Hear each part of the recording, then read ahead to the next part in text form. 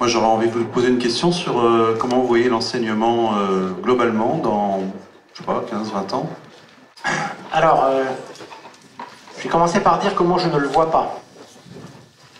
À partir du moment où j'ai beaucoup parlé de la question de l'altérité et montré que nous entrons probablement dans une économie de l'altérité et peut-être une civilisation de l'altérité, je pense que cette idée saugrenue, qui nous vient d'ailleurs de nos amis américains, que l'on pourrait substituer le geste pédagogique et le geste éducatif, le falsifier, comme je le disais tout à l'heure.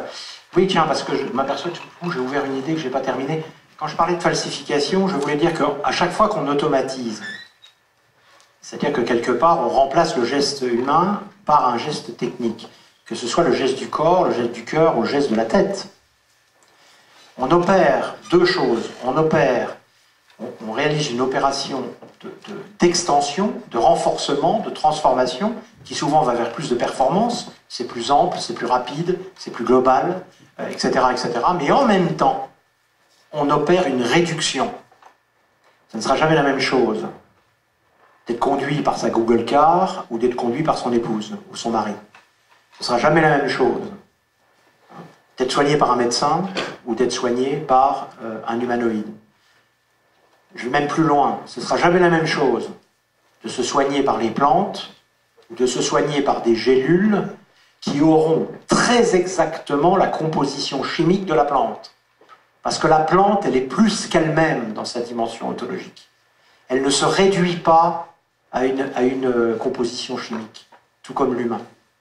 Et donc, on opère à la fois une augmentation, c'est ce qu'on fait d'ailleurs avec les plantes quand on extrait le principe actif pour en faire des médicaments.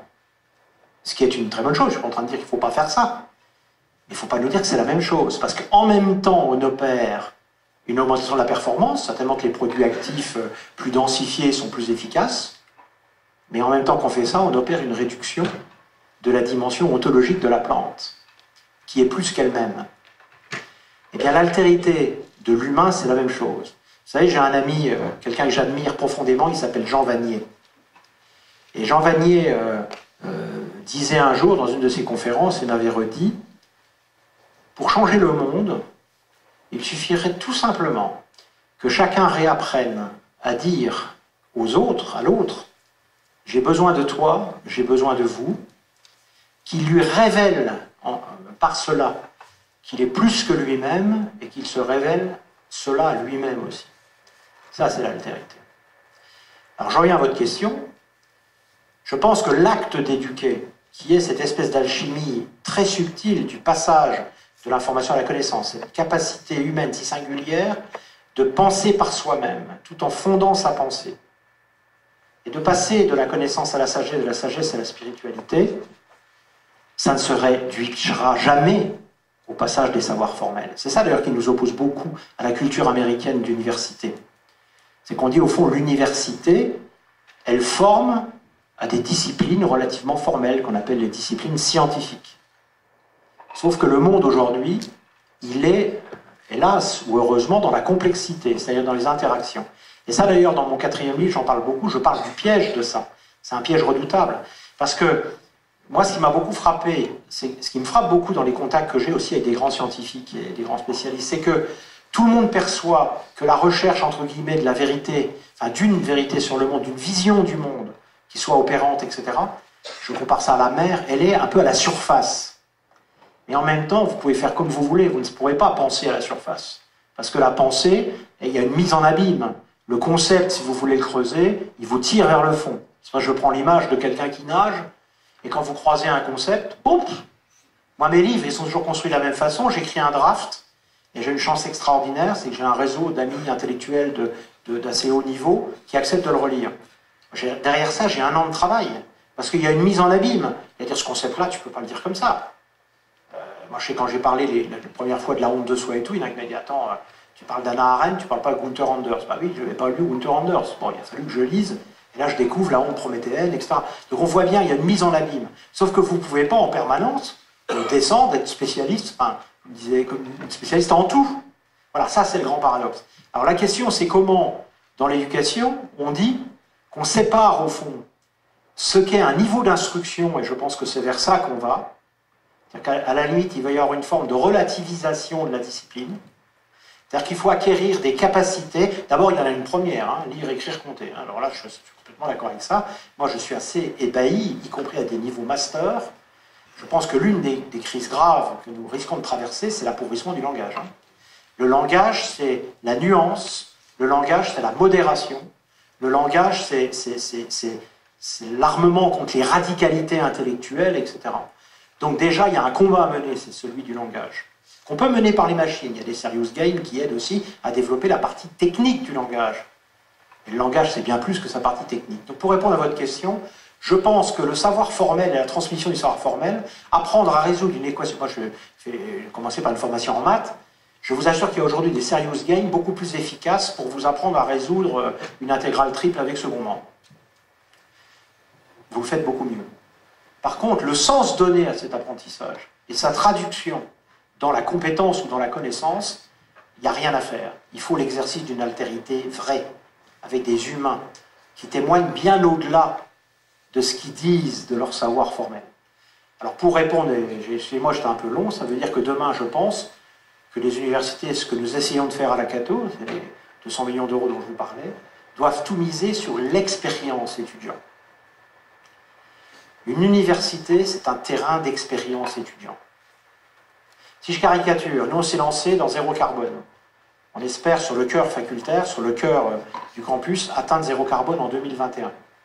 Je pense que dans une conception universitaire traditionnelle, on pourrait imaginer accompagner la transition énergétique en faisant des cours d'économie énergétique ou d'énergétique dans des bâtiments qui fuient et qui dilapident le carbone.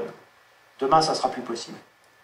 Parce que l'expérience étudiante devra s'intégrer au savoir qu'ils iront acquérir éventuellement, parce qu'on aura toujours besoin dans une université évidemment de produire de l'excellence par la recherche, mais ils n'iront pas la chercher que là, ils iront la chercher aussi à plein d'endroits ailleurs, et il faut qu'ils puissent intégrer ces données dans leur expérience. Voilà. C'est pour ça qu'aujourd'hui, on essaye de penser l'université comme un écosystème ouvert, intégré à la ville, avec les entreprises, avec toutes les parties prenantes, complètement transgénérationnel, avec des personnes plus âgées, formation tout au long de la vie, pour créer un écosystème où on invente et on met en place des expériences qui vont permettre à l'étudiant, au fond, de recréer le monde en fonction des valeurs et du sens qu'il lui donne, et de trouver les savoirs nécessaires. Voilà. Et je pense que ce n'est pas vrai seulement que pour l'université. Au sujet de cette nouvelle, a priori, nouvelle génération de l'intelligence artificielle, cette fameuse AlphaGo 0 qui apprend par elle-même, si j'ai bien compris. Qu'est-ce que vous en pensez? Qu'est-ce qu'elle apprend? Non, c'est pour ça qu'il faut être extrêmement précis sur les mots. C'est-à-dire, je pense que vous parlez des humanoïdes. Oui, c'est ça. Oui, AlphaGo 0, là, qui a appris par elle-même à jouer au jeu de Go. Oui, sauf qu'elle vient de perdre sur un autre jeu. Hein, vous avez vu ça il y a 15 jours. Sur leur jeu, il y a des jeunes dans la salle, ils doivent le savoir, c'est Star, je ne sais plus quoi. Ah oui, oui, parce que c'est un jeu beaucoup plus complexe que le jeu de Go. Non, pourquoi elle a perdu? Parce que dans ce jeu, il y a la dimension de la prise de risque. Et il y a la dimension des émotions qui jouent. Donc les concepteurs, ils ont dit, c'est pas grave, on donne rendez-vous, probablement que dans 6 mois, on gagnera. Peut-être. Et vous imaginez la complexité. Écoutez, il est où mon iPhone? Il est là. Est-ce qu'il y a parmi vous des spécialistes de microélectronique? Est-ce que vous savez la complexité? Si vous discutez avec les concepteurs de ces machins-là, la complexité qu'il y a là-dedans. À chaque seconde, il y a des rayons gamma qui viennent détruire des connexions là-dedans. Les codes correcteurs d'erreurs pour faire fonctionner un machin comme ça sont plus complexes que la conception même du système. C'est d'une complexité inouïe. Pourtant, c'est juste un iPhone. Hein. D'accord? Donc, si vous voulez, cette idée que l'on puisse... c'est même une idée de la conception humaine. Parce qu'au fond, c'est réduire l'humain au statut d'objet, que de penser, c'est une posture philosophique, que penser que nous nous réduisons à des équations biochimiques. Voilà. C'est un point de vue qui, à mon avis, est à la fois déraisonnable sur le plan philosophique, et en même temps déraisonnable sur le plan scientifique. Il Je vous dis, lisez le livre de Nick Bostrom, très important. Moi, je suis parti une semaine en Angleterre pour l'étudier, le livre de Bostrom, Superintelligence. Parce qu'il faut vraiment, moi je parle anglais, mais je n'ai pas l'anglais, c'est l'anglais d'Oxford en plus, hein, puisqu'il est patron, c'est un transhumaniste, patron de la prospective à Oxford. C'est pas n'importe qui. Mais quand vous lisez son livre, vous apercevez que toute la première partie, sur ce fameux point singulier de l'émergence d'une intelligence qui serait plus puissante que l'intelligence humaine, toute la première partie, elle fait de l'analyse qualitative. C'est-à-dire qu'elle dit, voilà, je prends tous les experts au monde et je regarde ceux qui pensent que c'est dans 10 ans, dans 20 ans, dans 30 ans, je croise tout ça, je fais les statistiques, etc. Ce ne serait pas la première fois qu'une communauté d'experts se tromperait. Hein. Bon. Et puis derrière, il dit, donc, on peut dire qu'on a 90 chances sur 100 d'atteindre le point singulier entre 20 ans et 90 ans. Mais moi, je vous assure, je peux vous dire la même chose sur les extraterrestres. Et après, dans la deuxième partie, il tire tout un ensemble de théories sur comment se préserver ça, le fameux singleton. C'est sûr que si on obtient ce point, si on atteint ce point singulier, effectivement, on a des soucis à se poser. Mais les soucis, c'est déjà aujourd'hui. Est-ce que vous avez vu cette expérience qui a été faite de deux machines qu'on a fait dialoguer entre elles et qui ont développé un langage qu'on ne comprenait plus? Vous avez vu ça? Ça a été il y a eu deux expériences assez marquantes. Il y en a une sur Twitter où ils ont... c'est sûr, je ne suis pas sûr que c'est sur Twitter. Où ils ont mis une machine en service qui était capable de dialoguer, d'interagir sur les réseaux sociaux avec une communauté. Au bout de 3 semaines, ils ont dû l'arrêter puisqu'elle faisait la promotion du nazisme, de la pédophilie et de l'extermination des minorités. Ils ont vite arrêté le truc parce qu'il y a des hackers, si vous voulez, qui l'ont alimenté avec des trucs de ce genre. Et l'autre expérience, c'est deux machines qui étaient entre elles, qui ont développé un langage et qui fait qu'on ne contrôlait plus les machines. On ne savait même plus les arrêter en logiciel, software. On ne contrôlait plus.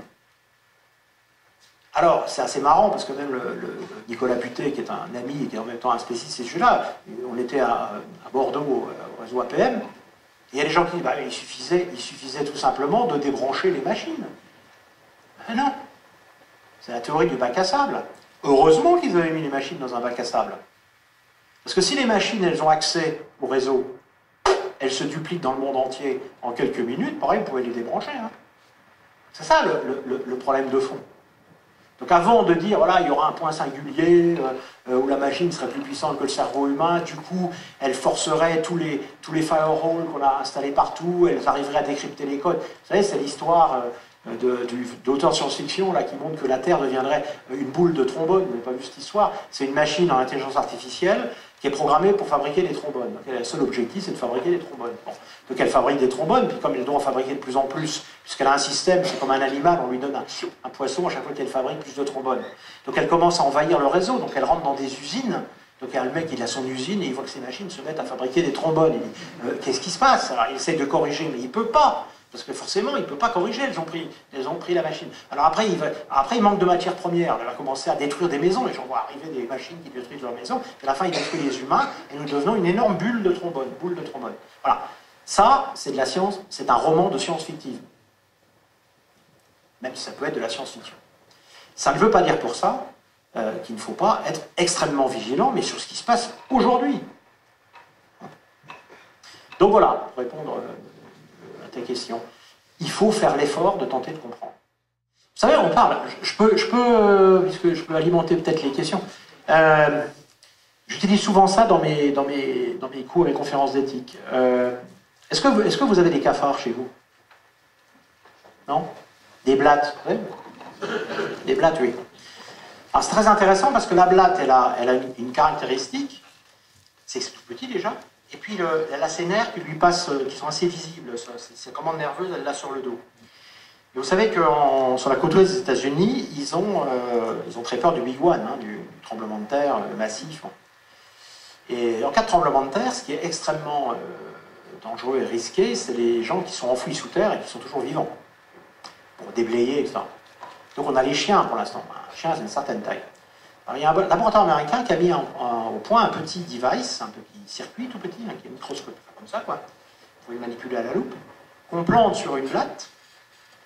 Il y a un détecteur infrarouge et un générateur basse fréquence, et on peut piloter la blatte avec une tablette. Vous voyez sur un... C'est absolument vrai ce que je vous raconte. Hein. Et donc, le principe, c'est d'ailleurs commencé à être expérimenté, c'est que s'il y a un tremblement de terre ou un bombardement, On arrive non plus avec ses chiens, on arrive avec son escadrille de blattes, et on pilote la blatte avec l'ordinateur, et comme il y a un détecteur infrarouge, on va amener la blatte à se rapprocher toujours de la source chaude. Et quand la source chaude atteint un certain niveau, c'est les spécialistes des fréquences parmi vous, on doit en envoyer une seconde pour croiser les fréquences, et on détermine X, Y, Z avec précision. On dit là, il y a forte probabilité pour qu'il y ait quelqu'un de vivant. À qui ça pose des problèmes éthiques, ça? Bon, en fait, on sauve des vies humaines, quand même, je veux dire, on sacrifie des millions de souris en pharmacologie, bon, voilà, on sauve des vies humaines, il ne faut pas quand même exagérer. Bah, souvent, les jeunes, quand je dis ça, ils me disent bientôt, on ne pourra même plus planter un drapeau dans un cactus, quoi. Hein, bon, une blatte, c'est une plante qui marche, ils me disent. Hein. Il y en a même qui me disent des fois, si les cathos se mettent à défendre les blattes, on n'a pas fini. Hein, il y a une société américaine de marketing qui a repéré le brevet, qui l'a acheté en 2012-2013, pour développer pour Noël un jouet à 47 $, il prévoyait de le commercialiser, qui permettait de capturer une blatte ou de l'acheter. Il y aurait peut-être eu chez Delbar un marché de la blatte. Et on vous fournissait une loupe qui vous permettait, une espèce de loupe binoculaire, qui vous permettait de monter par vous-même le dispositif sur la blatte. Et il y avait une application qui était en cours de développement dans une start-up sur iPhone pour piloter la blatte chez vous, les gosses, dans le lit des parents, etc.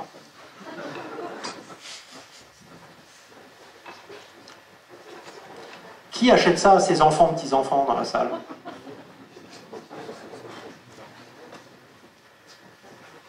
Alors je pose la question autrement. Quand j'ai 100 étudiants de 20-21 ans devant moi et que je leur demande qui a envie d'acheter ça pour faire joujou, il y en a qui disent « Ouais, oh ouais monsieur Housset, c'est quoi le lien? Où est-ce qu'on peut acheter ça ?» Combien de pourcents? 20. 80. Je vois que vous avez, malgré tout le travail que vous faites, vous avez une vraie connaissance partagée de la jeunesse, je trouve. Hein, mais... 0, mieux en mieux. Bon, en fait, en général, on a 20, 25, 30%, parce que les jeunes, ça ne veut rien dire, ça dépend aussi de tas de choses. Mais... Ouais, super, où est-ce qu'on peut acheter ça? On a 20-25% qui sont vent debout, jusqu'à des fois des radicalités non raisonnées.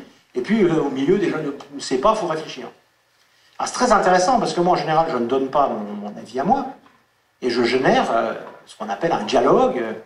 Voilà, donc je dis à ceux qui sont contre, expliquez-moi pourquoi, et ceux qui sont pour, expliquez pourquoi. C'est très intéressant. Il y en a qui disent, bah quand même, on est en train de prendre le pouvoir sur quelque chose qui relève du vivant. Ouais, enfin c'est une blague. Bon. Il y en a qui disent, bah alors pourquoi on ne passerait pas la souris? Alors là, généralement, dans le premier groupe, il y en a qui disent, ah bah non, une souris, ça crie.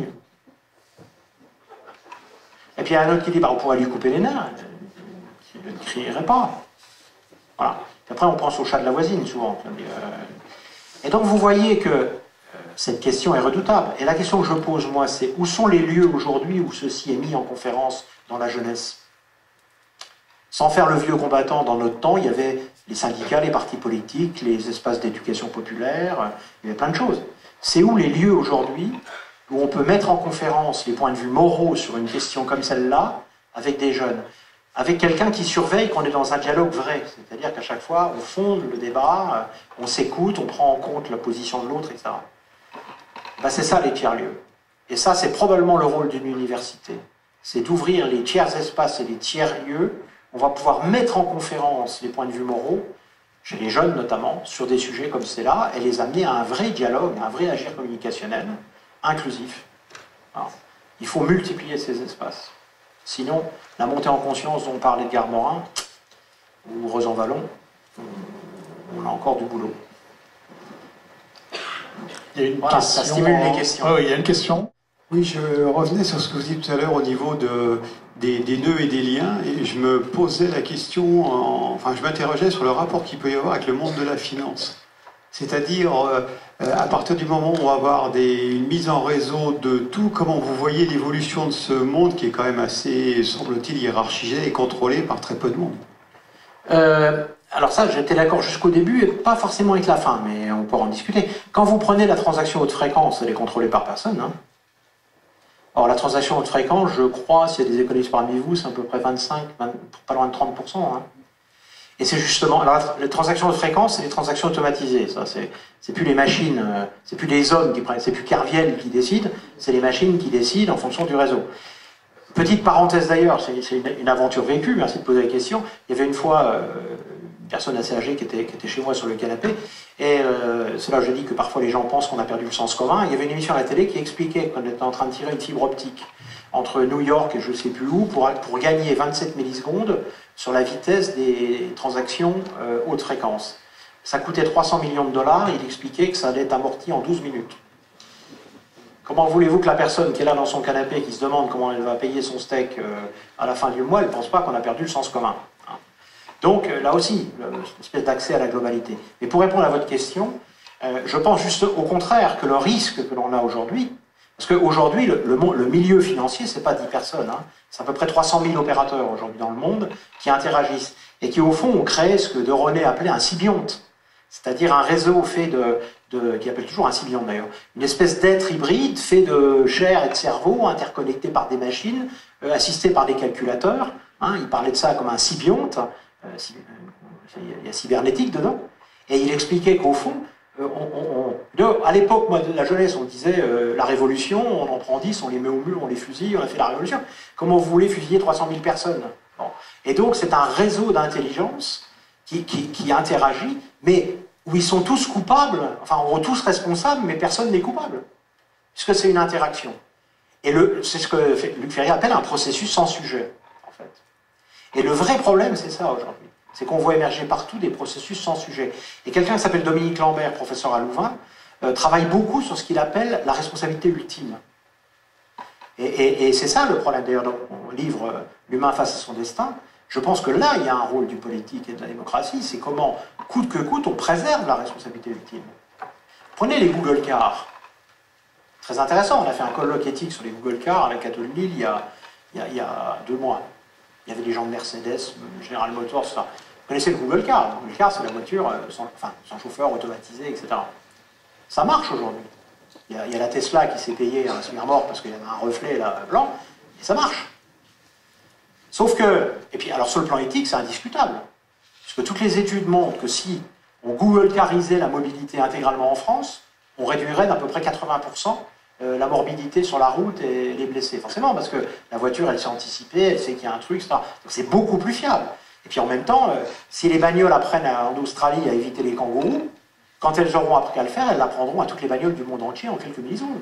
Alors que nous, on rame pour apprendre à conduire, etc. Donc quand on regarde ça de façon faciale, on dit, c'est indiscutable. Sauf qu'il y a un problème, ce qu'on appelle le dilemme tragique. Et si vous prenez n'importe quelle technoscience, vous arrivez toujours à des situations de dilemme tragique, même en génétique. Le dilemme tragique, c'est le cas où la bagnole, elle a le choix entre préserver les enfants qui sont derrière ou tuer, on prend toujours l'exemple d'une femme enceinte ou une rangée d'enfants. Et vous savez que le fantasme de la reprise de main est un fantasme complet, puisqu'il faut 7 secondes à l'humain pour reprendre la main en cas d'accident. Parce qu'il faut dire, resitue le contexte, il voit ce qui se passe, etc. Surtout s'il est en train, je sais pas moi, s'il est retourné, qu'il est en train de discuter avec les gamins derrière. La question c'est, qu'est-ce qu'on va implanter comme algorithme? Parce qu'on sait implanter des algorithmes. Il y a 2 problèmes d'ailleurs au Google Car, mais celui-là est important, celui du dilemme tragique. Qu'est-ce qu'on implante comme algorithme du dilemme tragique? Alors, c'est très intéressant parce que les Allemands, qu'est-ce qu'ils ont fait, Mercedes? Économie laïcisée. Économie laïcisée, moi je vends des voitures. Donc ma première priorité, c'est protéger les occupants. Alors attendez, ça ne veut pas dire que les Allemands ont décidé de tuer une femme enceinte pour préserver, il faut aller doucement, de tuer une femme enceinte alors que les enfants derrière ne risquent que les gratignures. Mais dans le cas d'un vrai dilemme tragique, c'est-à-dire où il y a vraiment un risque derrière, avec le même niveau de morbidité, eh bien ils disent, nous on préserve les gens qui sont dans la bagnole. Priorité à nos clients. Ils ont dû abandonner le truc, puisqu'il y a eu un tollé sur les réseaux sociaux, et donc ils ont dit, non, non, on va réfléchir. Les Français, Renault, dans le sens inverse de la vulnérabilité des personnes. C'est-à-dire qu'on préserve d'abord les piétons, ils n'ont rien pour se protéger, et ensuite on monte graduellement le motard, la voiture, etc. Très français ça. Hein, ça nous honore d'ailleurs. Les Américains, ils définissent 12 profils et vous choisissez en montant dans la bagnole. Je rigole pas, ça va, hein. Et la bagnole est capable de vous calculer par le big data, selon le profil que vous choisissez, la probabilité qu'il y ait des femmes enceintes, des enfants qui sortent de l'école, etc. Et vous calcule en temps réel la valeur de votre police d'assurance. La question qui est apparue lors de ce colloque, c'est qui va légiférer? Qui va décider? Et en plus, vous savez qu'en droit français, en droit en général, il existe quelque chose qui est fondamental, qu'on appelle la responsabilité indirecte. Si vous êtes ingénieur chez Airbus et qu'il y a un méga accident et qu'il est prouvé que vous avez un défaut de conception et que c'est vous qui l'avez fait, hein, vous êtes en pénal. Hein. On appelle la responsabilité indirecte. Comment on exerce la responsabilité indirecte sur un dispositif comme celui-là? Vous imaginez un débat au Parlement. Au nom des Républicains, je pense qu'il faut d'abord écraser la femme enceinte. Au nom des... C'est indicible politiquement. Donc on voit bien qu'à chaque fois qu'on pousse la question à la question de la responsabilité ultime, on vient à cette question du processus sans sujet. Je peux prendre des tas d'exemples. Le deuxième problème de la Google Car, il est simple. C'est qu'on a envisagé tous les cas d'accidentologie. On n'a pas regardé les cas où les accidents ont été évités grâce à l'intuition humaine qu'on n'arrivera jamais à porter. Moi j'ai posé la question lors du colloque. J'ai dit, moi je me souviens parfaitement une fois d'avoir aperçu une espèce d'ombre, je n'ai même pas compris ce que c'était, une espèce d'intuition, il n'y avait même pas une touche de cheveux, et j'ai eu d'un seul coup la conviction qu'un ballon allait débouler à un gosse derrière, et j'ai freiné. Et le ballon a déboulé et le gosse derrière. C'était pas de la magie, c'était un ensemble de trucs. Et j'ai demandé aux spécialistes qui étaient là, des 3 constructeurs, ils m'ont dit, alors avant qu'une voiture soit capable de faire ça, on peut encore attendre 50 ans. Donc voilà, c'est vraiment cette question. Pour les milieux financiers, c'est pareil. Voilà. C'est les processus sans sujet et la responsabilité ultime. J'ai plus de questions parce que je viens d'avoir ma réponse. Ça, c'est ce qu'on appelle l'intuition, répondre aux questions avant qu'elles soient posées. J'ai un ami qui travaillait, je vais répondre à la question que vous n'avez pas posée. J'étais un adepte de Georges Marchais quand j'étais plus jeune. Merci Al-Kabash d'avoir posé la question.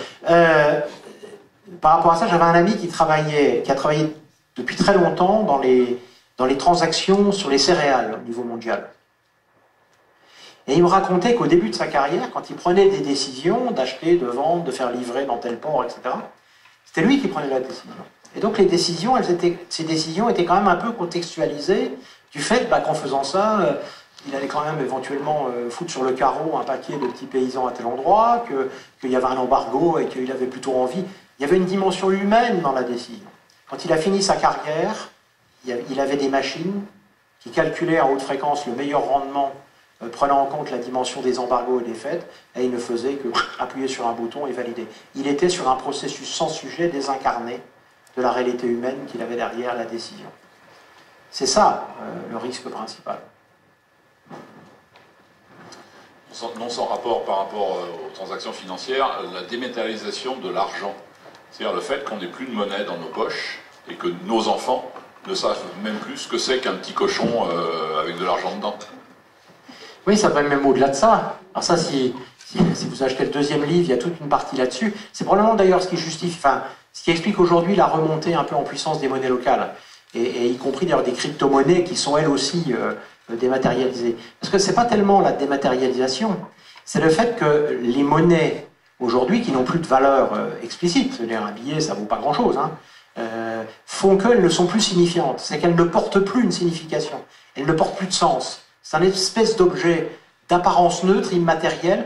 Quand vous avez 100 euros, effectivement, vous avez 100 euros. Mais l'univers de tout ce que vous pouvez acheter avec 100 euros n'est pas signifiant. C'est ce que vous allez faire avec qui va commencer à signifier, si vous achetez plutôt de la viande ou autre chose. Et on voit bien qu'aujourd'hui, on voit bien à Dormant, un peu partout, d'ailleurs, c'est assez étonnant que les monnaies locales, le pays où ça marche le moins bien, c'est la France. Parce que la monnaie locale, c'est une monnaie signifiante. Vous savez, je dis souvent que la plus grande économiste de tous les temps, c'est ma belle-mère, qui de temps en temps me dit, expliquez-moi, vous qui, soi-disant, faites un peu d'économie, comment ça se fait que dans mon village, il y a tant de gens qui ont des besoins et tant de gens qui n'ont rien à faire. Bon. Et donc on voit bien que la question de la monétarisation de l'échange et d'avoir une monnaie qui n'est plus signifiante, c'est pas la même chose que de dire, si j'achète en dormant, ou si j'achète, dormant c'est le nom de la monnaie, ou si j'achète en monnaie locale, je sais que le petit gars qui va venir en monnaie locale réparer mon volet, eh bien, je le connais. Il était à l'école avec mon fils et ça va lui permettre de vivre. Ça devient signifiant.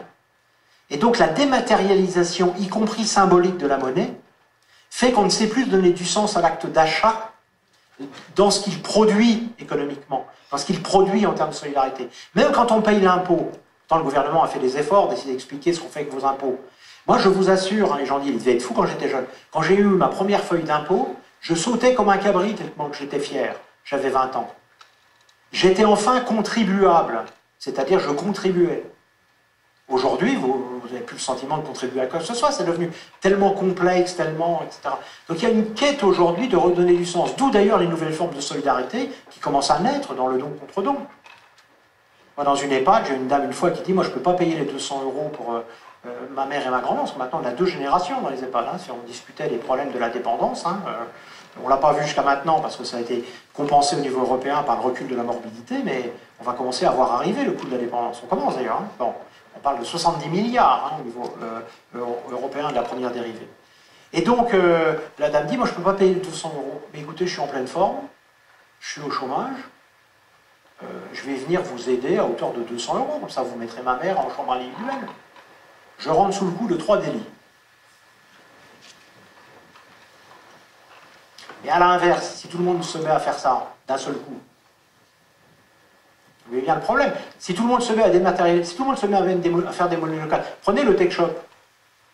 Alors c'est vrai, dans le tech shop, moi, mon fils me dit du jour, je comprends pas, papa, tu es passionné de bricolage. Tu travailles comme un fou, tu rentres à 9 h du soir, tu vas acheter tes meubles chez Ikea à fabriquer. Et travaille moins. C'est assez logique. Mais si tout le monde se met à faire ça, et si tout le monde se met à dire, bah tiens, comme les jeunes, là, si je vous avais montré le film du Tech Shop qui avait conçu un espèce de truc absolument phénoménal, une vraie rupture, et on leur avait demandé, mais vous allez faire un business, vous allez protéger? Pas du tout, nous on est contre-culture américaine, on en fait une quinzaine par an dans le Tech Shop, on les échange entre nous, et voilà. Et on vit avec 200 $ et on vit très bien. C'est du troc, c'est de l'échange, non monétarisé ou monétarisé par les monnaies locales. Sur les tech shops aujourd'hui, je trouve que le roi Merlin a aussi du culot, parce que sur les tech shops aujourd'hui, c'est quoi le modèle du tech shop? Vous pouvez, en vous formant pendant 2 heures, par exemple sur une machine outil, vous pouvez fabriquer vos meubles. Hein. Une dame peut se faire sa robe elle-même, elle prend le logiciel, elle le dessine sur ordinateur, elle revient tech shop, elle part 1 heure après avec sa robe. Hein. Donc il n'y a plus d'industrie, il n'y a plus rien derrière. Bon. Mais elle peut aussi en faire pour d'autres, qui contre ça vont faire des meubles. Tout ça va échapper à la taxation, Donc le modèle économique traditionnel de l'État redistributif qui pompe l'économie réelle pour financer la solidarité, la police, la justice, etc. Comment on fait? Alors on répond à ça, les alternatives disent, bah oui, mais il y a des crèches coopératives, et d'ailleurs, à côté des tech shops, aux États-Unis, ils ont créé des ressourceries.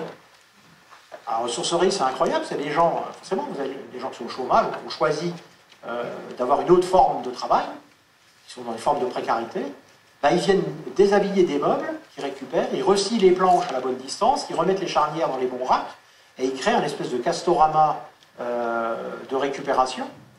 Ils ne sont pas payés pour faire ça, ils ont des droits à tirage. Donc ils tirent dans la ressourcerie, ils fabriquent des meubles, ils les échangent contre d'autres qui fabriquent des trucs, etc., etc. On recrée une espèce de marché implicite non monétarisé, qui est d'ailleurs de fait un peu monétarisé, parce qu'il leur faut bien des unités d'œuvre, hein, parce qu'ils récupèrent des droits à tirage. Mais comment on fait? Alors pour l'instant, on s'en fout. Enfin, on s'en fout. Les économistes regardent ça avec un certain mépris, parce qu'ils disent, bon, on est sur 1% du PIB. Beaucoup pensent d'ailleurs que s'il y avait un retournement économique, tout ça disparaîtrait. Moi, je ne suis pas si sûr que ça. Parce que la résilience économique, elle commence à naître vraiment. Il y a des gens qui se disent, voilà, je peux peut-être vivre autrement, fabriquer. Et c'est là où je disais que la dimension écologique joue énormément. L'économie circulaire, on voit qu'elle commence à monter, hein, y compris en Chine d'ailleurs. On pourra parler un peu de la Chine, puisqu'on vient de terminer une mission exploratoire en Chine. On dit vraiment n'importe quoi sur la Chine. Hein. C'est-à-dire, la Chine rentre dans une civilisation écologique. Vraiment. Vraiment. Alors, il y a une question en haut à droite, mais je voulais juste signaler au passage qu'en Grande-Vendée, nous avons une monnaie locale. Et c'est amusant parce qu'elle s'appelle le réel, par rapport à la monnaie fictive. Ouais. C'est la monnaie du pays de Ré. Ouais. Pays de Ré, il y a le réel. Une monnaie signifiante, je pense qu'on aspire à des monnaies signifiantes, qui réinventent tous les mécanismes économiques fondamentaux. Hein. Parce que juste, N'oubliez pas quand même qu'il y a une petite limite à ça. Hein. Parce que si on se met à tout faire dans ce modèle-là, alors on va revenir à des milices pour la sécurité. Et entre communautisme et communautarisme. Voilà. Donc il y a quand même quelques sujets lourds. Hein. C'est pour ça que moi, vive la co-révolution, je veux bien, mais il faut quand même regarder quelques sujets lourds. C'est pour ça que je dis qu'il est urgent, je ne sais pas si le président de la République le fera, mais il est urgent d'engager en France un immense débat autour de qu'est-ce que nous voulons mettre dans le bien commun. Parce qu'on ne pourra plus dans l'avenir, ça c'est une conviction profonde, y mettre tout. La justice, la police, la santé, la dépendance, le chômage. Voilà, il n'y a aucun modèle économique qui nous permet d'imaginer de pouvoir le faire. Donc il va être temps que notre société se réunisse et dise, voilà, qu'est-ce qui nous paraît être l'irréductible, c'est-à-dire relever du bien commun, de ce à quoi on ne touchera pas, et quels sont les espaces où on ouvrira la coélaboration, la coopération, la gratuité, le don contre don, etc. Moi, je pense que c'est urgent pour notre démocratie. Alors, question en haut à droite. Oui. Alors, ma question, c'était par rapport à ce que vous disiez tout à l'heure, au fait qu'on remplace l'action humaine par une action machine, mais c'est pas la même action. Est-ce que vous ne pensez pas qu'un jour, ça pourra être la même action si jamais la machine devient individu, que ce soit créé ou qu'elle le devienne d'elle-même?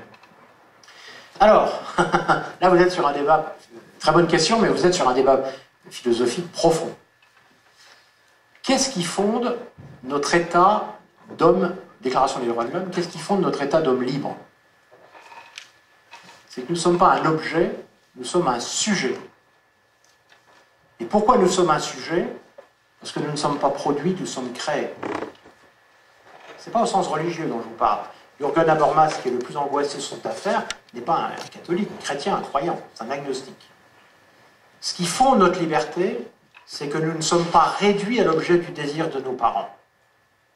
Si nous sommes demain, par la génétique et par tout ce que vous voulez, réduits au désir des parents qui veulent un grand blond avec une chaussure noire, ou d'une société qui ne veut que des êtres sportifs et physiquement bien faits, nous touchons à un des fondements de notre civilisation, qui est la liberté et la singularité, qui va aussi d'ailleurs avec la responsabilité.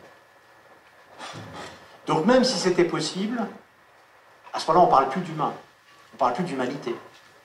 Vivray dit, nous serions partis vers ce qu'il appelle une sous-humanité. Parce que ce qui fonde fondamentalement notre état d'humain, c'est que nous ne pouvons pas être réduits à l'objet du désir de qui que ce soit. Bien sûr que nous sommes influencés par notre patrimoine génétique, par notre culture, par là où nous sommes nés, par les données socio-économiques qui nous induisent. Les marxistes disaient par les hyperstructures, etc. Bien sûr. Mais nous pouvons avoir toujours ce petit fond de liberté qui nous permet de passer de l'état, comme disait Emmanuel Mounier, d'homme à l'état de personne, dès que nous nous donnons à des valeurs qui sont plus que nous-mêmes. Ça, c'est la liberté. Eh bien, elle se fonde dans l'état de sujet. Elle est incompatible avec l'état d'objet. C'est pour ça qu'il y a tout un débat aujourd'hui qui est né sur les problèmes de génétique, les problèmes de choix. Si demain on achète les enfants, je ne parle pas de la PMA, etc., après c'est un autre débat, mais si demain on choisit les ovocytes et qu'on achète les enfants au supermarché comme on achète autre chose, l'impact principal, c'est qu'on réduit l'enfant à l'objet du désir de ceux qui le produisent et non plus le créent. Voilà. Même des gens comme Monod, pourtant Monod, c'était pas un catholique chrétien convaincu, il disait que c'était le fondement même de la liberté, le hasard génétique. Alors pour moi, il n'y a pas de danger. Je vais vous dire pourquoi. Il y a des matheux parmi vous, hein, je crois, professeur. Bon. Point carré.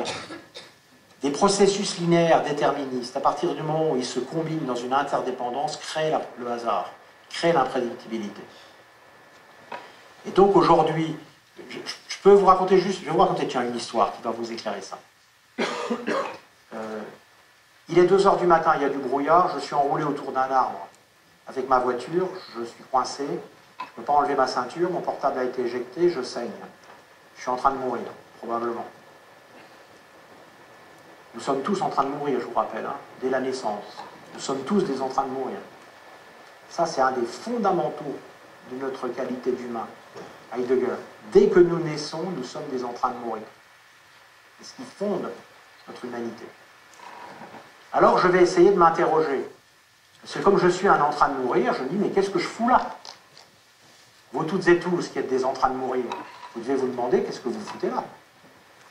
Alors moi, c'est dans la voiture, vous, c'est simplement sur la terre. Qu'est-ce que je fous là?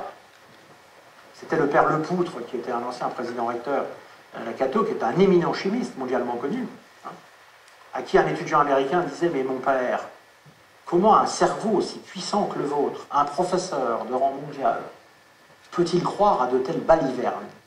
Il parlait de son état de prêtre. Et il avait répondu, oh mon fils, j'avais le choix entre l'absurde et l'incroyable, j'ai choisi l'incroyable. Et donc, je suis dans la voiture. Et je me dis, qu'est-ce que je fous là? Premier réflexe, causalité linéaire. Il y a un lapin qui a traversé, j'ai voulu l'éviter, il y avait une nappe d'huile, boum, dans la bagnole. Causalité déterministe linéaire. Enfin, le lapin, qu'est-ce qu'il foutait là? Pourquoi il est arrivé à ce moment-là? Il est en train de nous faire du bigard avec la chauve-souris. Donc, qu'est-ce qu'il est en train de nous foutre là? Ben, le lapin, il est sorti de son terrier pour aller bouffer, et il est parti de nuit, il a croisé un gland un peu dur, il a perdu du temps pour le grignoter, résultat, pouf, il est passé juste à ce moment-là. C'est le gland qui m'a tué. C'est le con qui a planté l'arbre. Et là, vous commencez à passer de la causalité linéaire déterministe à la causalité du hasard, de ce qu'on a appelé pendant longtemps la providence. Sauf que les modèles mathématiques montrent que c'est irréductible comme équation. Et donc vous commencez à arriver sur ce qu'on appelle la causalité complexe. Mais je continue. Pourquoi j'ai pris la bagnole à 2 h du matin, en pleine nuit, en plein brouillard? Homo economicus. Mon épouse avait une migraine terrible, à 2 h du matin. Il n'y avait plus de médicaments pour la soigner. Homo economicus, raisonnement coût-bénéfice. Qu'est-ce que ça me coûte d'aller chercher le médicament? Qu'est-ce que ça me coûte de ne pas aller le chercher? Elle va être de mauvaise humeur, elle va m'emmerder toute la nuit, je ne pourrai pas dormir, etc. Bénéfice, si je vais chercher le médicament, je suis le héros, j'aurai droit à un câlin. Coût-bénéfice, j'y vais, boum, je me plante. Causalité, on va dire rationnelle. Et puis d'un seul coup, je pense à l'amour que je porte pour ma femme, à l'amour qui nous unit, à sa souffrance, comme dirait Lévinas, à l'infinie transcendance de son visage, et je décide d'y aller par amour. Ben ça, vos humanoïdes, ou nos humanoïdes, ils ont encore du boulot. Voilà. Ça, c'est la causalité de l'altérité vraie. À travers votre propos depuis le début de la conférence, sans le dire de manière très claire, est-ce que vous ne prenez pas finalement un type de société qui conduit vers la décroissance, notamment quand vous parlez de la jeunesse? Oui, probablement, mais à condition qu'on définisse ce qu'est la croissance. Voilà. C'est-à-dire, est-ce que c'est la décroissance du PIB? Mais du coup, comment on calcule le PIB?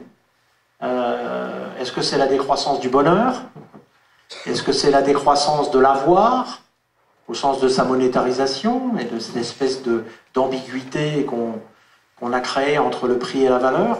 C'est pour ça que si je n'en parle pas, c'est parce que je trouve que ce débat est pipé d'avance. C'est-à-dire que débattre sur croissance-décroissance, à mon avis, c'est se tromper de débat, parce que le paradigme est ailleurs. Je pense qu'aujourd'hui, parce que quand on parle de décroissance, par exemple, souvent on dit, quand on parle de croissance verte, par exemple, il y a plein de gens qui pensent croissance verte, ça va être l'industrie du futur qui va produire dans des milieux industriels, des éoliennes et tout ça, etc. Et ça va créer quoi? De l'emploi. L'emploi, ça va créer des salaires, ça va créer de la taxation, ça va créer de l'impôt. L'impôt, ça va créer du bien commun, de la sécurité. Je pense que ce modèle-là, aujourd'hui, doit être réinventé de fond en comble. Et donc, quelque part, on est piégé par les mots. Donc, si je rentre dans un débat croissance-décroissance, il y a un piège. Parce que peut-être qu'on peut avoir une société de croissance dans l'économie symbiotique, c'est-à-dire autour d'une nouvelle alliance entre la sociosphère, la technosphère, etc. Quand vous avez une ville, au Danemark par exemple, qui est une ville quasiment autonome, comment on fait pour définir s'il y a croissance ou pas? Quand vous interrogez les gens, ils disent le bonheur ne cesse de croître. Donc voilà, vous avez raison, c'est parce que je ne veux pas de ce débat-là. Parce qu'il me rentre dans un paradigme sur lequel d'ailleurs j'ai atteint mon niveau de têteur, je ne me prends pas pour un économiste. J'adore l'économie, mais je ne me prends pas pour un économiste. Donc je me préserve. J'ai un ami dans le cercle des 12, l'économie, je ne vais pas le citer parce que je ne vais pas le mettre mal à l'aise, mais qui fait des conférences un peu partout dans le monde pour expliquer à quel point Rifkin est un imposteur. Le thème de sa conférence, c'est l'imposture de Rifkin. Il n'a pas supporté le dernier livre, L'économie à coût marginal nul. Et c'est un ami. Donc un jour, je lui ai dit, tu sais, j'ai une pensée qui n'est pas tout à fait la même que Rifkin, puisque moi je parle de l'effondrement des coûts fixes, hein. Je ne parle pas de l'économie à coût marginal nul. Et je lui ai dit, moi c'est marrant, tu me cites des fois, tu ne m'attaques pas. Et il me répond, ah, mais il y a une grande différence entre toi et Rifkin. C'est quoi? C'est que toi, tu ne te prends pas pour un économiste. Oui, je voudrais revenir sur les tiers-lieux que vous avez évoqués tout à l'heure. Je peux dire un truc juste complémentaire. Dans un tech shop, on m'a raconté qu'il y a un jeune qui postulait pour un poste d'accompagnateur clientèle. C'est dans un tech shop, si vous voulez utiliser une machine, vous ne pouvez pas. Vous avez une formation à suivre sur laquelle vous payez un abonnement. Donc il y a des accompagnateurs clientèle qui vous forment à la dégauchiseuse, tout ça.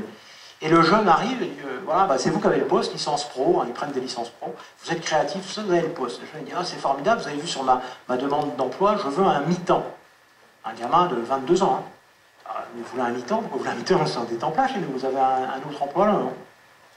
Bon, pas d'autre emploi, mais là, pourquoi vous attendez un enfant là? Alors, expliquez-moi. Vous avez vu qu'un mi-temps, nous on paye quand même pas très très cher, donc un mi-temps ça fait pas long quoi. Il dit oui d'ailleurs, il faudra qu'on voit si on peut pas diminuer un peu, c'est que ma copine, on vient d'atteindre le plafond du truc, bon, on peut en discuter. Mais il dit mais vraiment expliquez-moi, mais vous avez vu sur la deuxième partie de ma lettre, hein, j'accepte un mi-temps à un salaire bas si je peux utiliser le tech shop pour usage personnel de façon illimitée. Si l'employeur dit oui, comment ça joue dans la croissance cette affaire-là? S'ils fabriquent des meubles, tout ça, qu'ils les échangent comme des planches à voile. Voilà, donc on a un changement de paradigme. Dans ces cas-là, c'est pas toujours vrai. Oui, excusez-moi. Alors. Est-ce que ce jeune était passé par la Cato de Lille et avait participé aux tiers-lieux que vous avez mis en place? En clair, je voulais savoir depuis combien de temps vous les avez mis en place, ces tiers-lieux. Est-ce que vous mesurez des effets dans la formation des jeunes? On mesure des effets dans l'attractivité des entreprises, oui. Dans la formation des jeunes, non.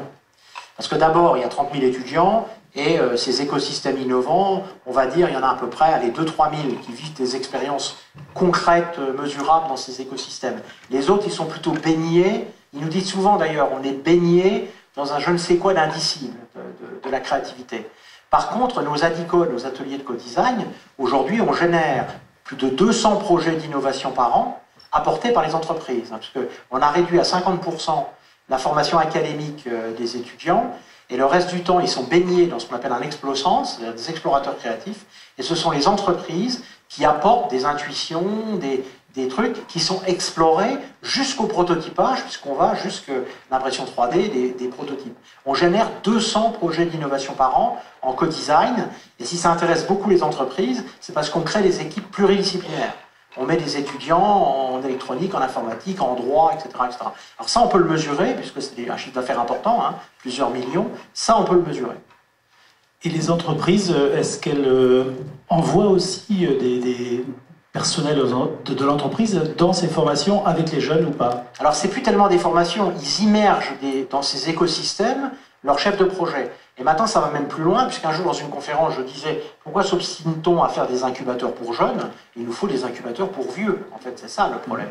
Et donc, on a de plus en plus de patrons d'entreprises, PME, TPE, TPI, qui prennent conscience que leur business model est mort. Il n'y a pas grand monde qui peut dire que son business model n'est pas mort à 10 ans. Hein. Donc, son business model est mort, et ils viennent réinventer leur business model dans ces écosystèmes avec ces jeunes.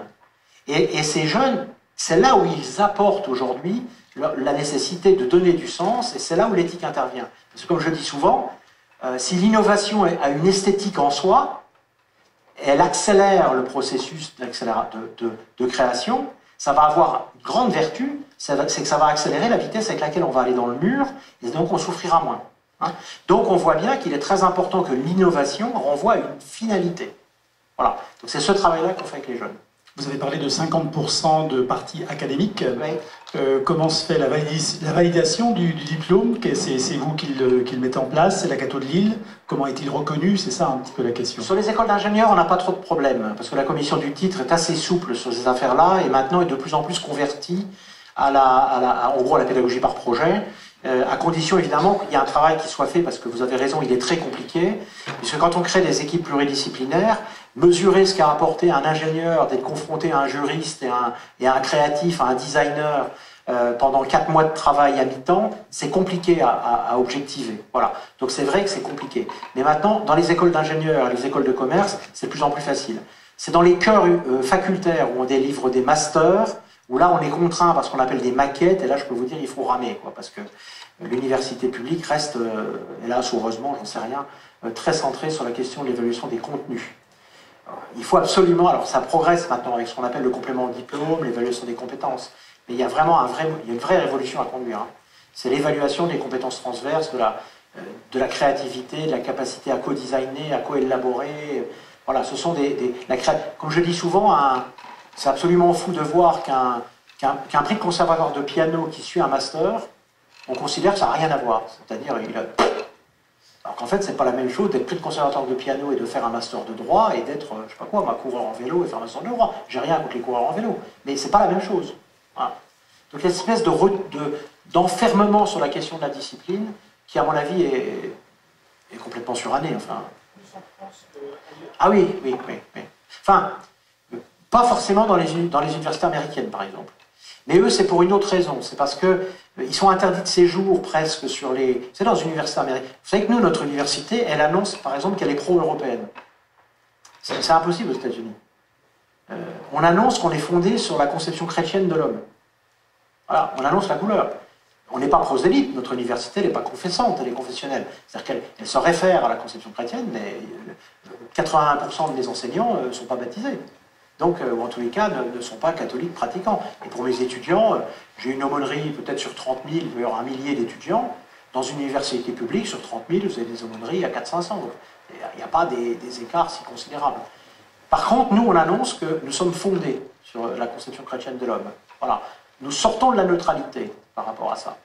Cherchez une université publique qui annonce ses valeurs aujourd'hui explicitement, qui dit je suis pro-européen et j'annonce. Alors à part le topo humaniste, voilà, tout le monde il est beau, tout le monde il est gentil, et il vaut mieux être riche et en bonne santé que pauvre et malade. Mais quelque chose vraiment de fondé sur des valeurs structurantes de la pédagogie.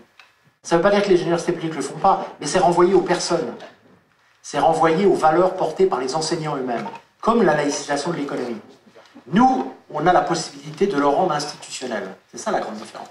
Je ne suis pas en train de dire que dans les universités publiques, il n'y a pas de valeurs. Et ces valeurs-là sont renvoyées aux convictions. Oui, pour la dernière question, donc Rodolphe Méran du Centre des jeunes dirigeants. C'est tout, je ne vois pas. Là. Merci. Donc, juste 2 questions. En fait, quid de l'intérêt du principe de précaution dans une société empreinte à la transition fulgurante? Et puis la deuxième question serait, est-ce que la jeunesse qui est en quête de sens, les bases philosophiques sur lesquelles la jeunesse va identifier ce sens, est-ce qu'elles ont changé par rapport aux générations précédentes, en fait? Alors là, il y a 2 questions. Hein. Oui, il y en a 2. La première, elle est redoutable parce que si vous lisez le livre de mon ami Bertrand Vergely, Tentation de l'homme-dieu, on peut voir évidemment que le principe de précaution poussé à l'excès, c'est le contraire de ce que je disais, c'est-à-dire l'homme-sujet qui n'est pas simplement l'objet du désir. Quand on le projette dans le temps, le principe de précaution peut devenir réducteur de liberté. Surtout si on est capable de plus en plus, par des modèles, par la modélisation d'un certain nombre de corrélations qui ne sont pas de la causalité, de définir des risques, même si c'est des pouillèmes de risques. Parce que le problème de la précaution, c'est pas tellement le fait de prendre des précautions sur des choses dont on est certain qu'elles vont nuire.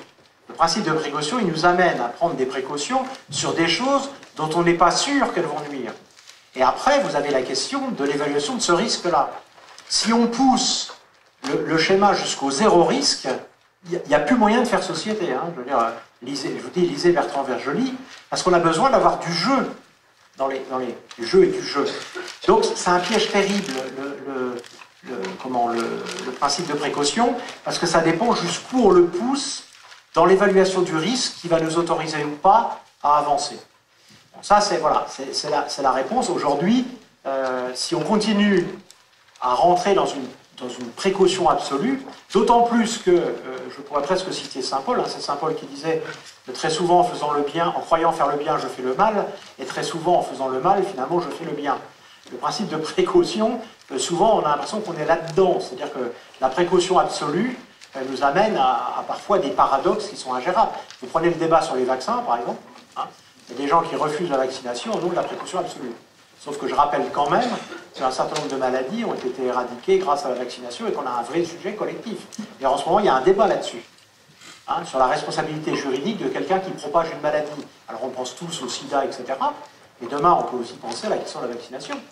Hein, je disais tout à l'heure, j'aurais plus le droit d'être obèse parce que je fais dépenser de l'argent, vous ne le faites pas. On voit bien que c'est un sujet qui est... Alors, si vous y ajoutez en plus la précaution, principe de précaution me concernant, hein, ce serait quoi? Ce serait de maigrir, de faire un tas de choses, je ne sais pas quoi, peut-être d'ailleurs de finir en dépression et de finir par me suicider. Vous voyez, c'est tellement complexe l'humain. Donc le principe de précaution peut passer au bout, tout dépend de ce qu'on l'appelle et comment on l'évalue. Sur la deuxième question, la deuxième question est compliquée. Je pense que c'est l'holoptisme qui change chez les jeunes. C'est-à-dire le fait que dans les... Je veux dire, moi, dans mes actes quotidiens avant, on ne venait pas... ce passage du local au global, il se faisait par le jeu politique, syndical, éducation populaire. J'avais des intermédiaires qui m'aidaient à transformer un désir local de plus de justice en un projet politique explicite. Moi, j'étais militant de l'éducation populaire, j'étais à l'UFCV, l'Union française des centres de vacances, on passait des week-ends entiers à refaire le monde. C'est-à-dire, on passait des week-ends à dire, voilà, j'ai envie de plus de justice, comment je crée ce monde meilleur avec l'attente du grand soir ou pas du grand soir. Aujourd'hui, ceci n'est plus offert aux jeunes. Donc ils sont renvoyés à eux-mêmes pour construire une espèce d'équation entre les décisions qu'ils prennent au quotidien et ce qu'ils ont compris de ce qui pourrait être bien pour le monde. À tel point que vous en avez de plus en plus qui décident que décidément le monde est trop compliqué. Et donc ils se replient en disant, si je suis déjà capable de faire le bien autour de moi, en tous les cas de faire ce que je pense être le bien autour de moi, ne venez pas m'emmerder avec la complexité du monde, de toute façon je ne suis pas sûr de pouvoir faire quoi que ce soit. Et ça, je l'ai vu une fois sur des jeunes qui distribuaient de la soupe à Calais. Un couple de jeunes qui distribuaient de la soupe aux migrants. Et ils étaient dans un débat comme le vôtre, c'était pas moi qui intervenais, hein, c'était les différents chargés de mission. Il y avait quelqu'un qui était en train d'expliquer la complexité du problème des migrants à Calais et que, qu'au fond, plus on leur donnait un contexte viable, plus c'était attractif, plus il y avait les réseaux mafieux, bon, et le débat habituel.